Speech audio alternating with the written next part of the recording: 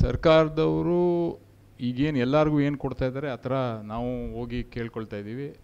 ಸಮಸ್ಯೆಗಳೇನಿದೆ ಮತ್ತು ಏನು ಕಾರ್ಯಕ್ರಮಗಳು ಇಲ್ಲಿ ತನಕ ನಿಮಗೆ ಗೊತ್ತಿರೋಂಗೆ ಸರ್ಕಾರದಲ್ಲಿ ದುಡ್ಡಿಲ್ಲ ಅಭಿವೃದ್ಧಿಗಳಿಗೆ. ಅಷ್ಟೊಂದೇನು ಗ್ರ್ಯಾಂಟ್ಗಳು ನಮ್ಮ ಹತ್ರ ಬಂದಿಲ್ಲ.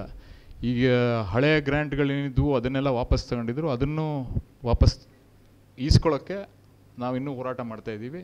ಸ್ವಲ್ಪ ಕೊಟ್ಟಿದ್ದಾರೆ, ಸ್ವಲ್ಪ ಮಟ್ಟಿಗೆ ಕೊಟ್ಟಿದ್ದಾರೆ, ಇನ್ನೂ ಕೊಡ್ತಾರೆ. ಪ್ರೋಗ್ರಾಮ್ಗಳನ್ನು ಕೊಟ್ಟಿದ್ದೀವಿ. ಇಲ್ಲ ಅದನ್ನು ಇನ್ನೂ ನಂಬರ್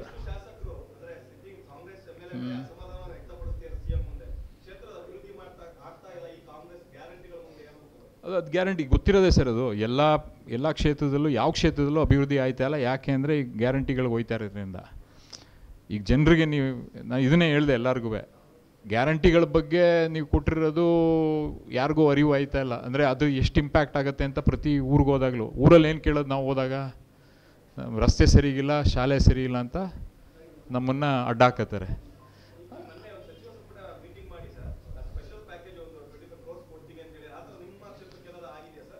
ಅದು ಕೊಟ್ಟಿದ್ದಾರೆ, ಅದನ್ನು ಇನ್ನೂ ಅಪ್ರೂವಲ್ ಮಾಡಿಸ್ಕೊಂಡು ಬರ್ಬೇಕು ಅದನ್ನೆಲ್ಲ.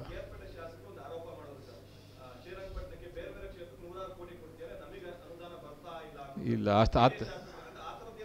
ಇಲ್ಲ ಆ ಥರದ್ದು ಅಲ್ಲ. ನನಗೆ ಇವಾಗ ನಮ್ಮ ಕ್ಷೇತ್ರಕ್ಕೆ ಸೀಮಿತವಾಗಿ ಮಾತಾಡ್ತೀನಿ.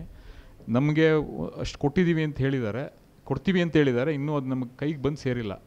ಅಪ್ರೂವಲ್ ಪ್ರಾಸೆಸ್ಸಲ್ಲಿದೆ, ಅದನ್ನು ಮಾಡ್ತಾಯಿದ್ದೀವಿ. ಗ್ಯಾರಂಟಿ ಅನಿಸ್ತಾ ಇದೆ. ಈಗ ಪ್ರಾಬ್ಲಮ್ ಹೇಳಿದ್ರೆ